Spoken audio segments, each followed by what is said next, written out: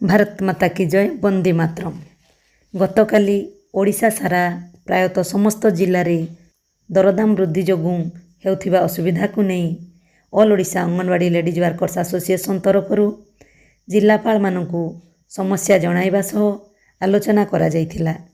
ସେହିଭଳି ଜିଲ୍ଲା ସମାଜ କଲ୍ୟାଣ ଅଧିକାରୀଙ୍କ ସହିତ ମଧ୍ୟ ବିଭିନ୍ନ ସମସ୍ୟା ଉପରେ ଆଲୋଚନା ତଥା ସମାଧାନ ଉପରେ ଗୁରୁତ୍ୱ ଦିଆଯିବା ନିମନ୍ତେ ସଂଘ ତରଫରୁ ଦାବି ହୋଇଥିଲା।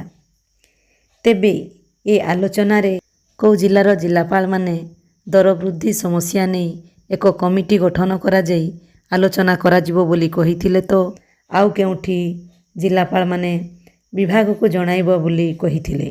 ତା ସହ ଅଙ୍ଗନବାଡ଼ି କେନ୍ଦ୍ରରେ ଶିଶୁଙ୍କ ପାଇଁ ରନ୍ଧନ ହେଉଥିବା ଗରମ ରନ୍ଧା ଖାଦ୍ୟର ମେନୁ ଖୁବ୍ ଶୀଘ୍ର ପରିବର୍ତ୍ତନ ହେବ ବୋଲି ମଧ୍ୟ ସୂଚନା ଦେଇଥିଲେ।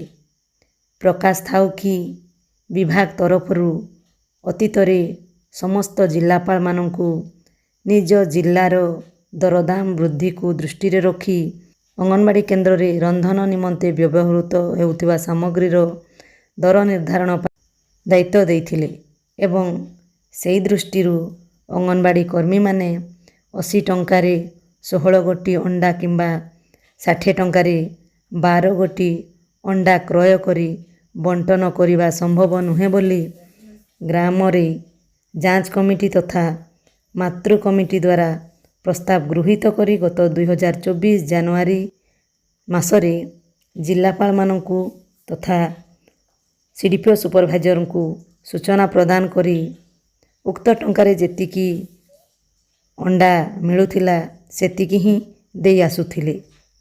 କିନ୍ତୁ ଯେହେତୁ ବିଭାଗୀୟ କିମ୍ବା ପ୍ରଶାସନିକ କୌଣସି ସେମିତି ନୋଟିସ୍ ହୋଇନାହିଁ, ଏଣୁ ପୁନର୍ବାର ଏ ସମ୍ପର୍କିତ ସୂଚନା ଦେବା ସହ ଏଥି ନିମନ୍ତେ ସହଯୋଗ ପାଇଁ ସଂଘ ତରଫରୁ ଅନୁରୋଧ କରିଛନ୍ତି। ଧନ୍ୟବାଦ।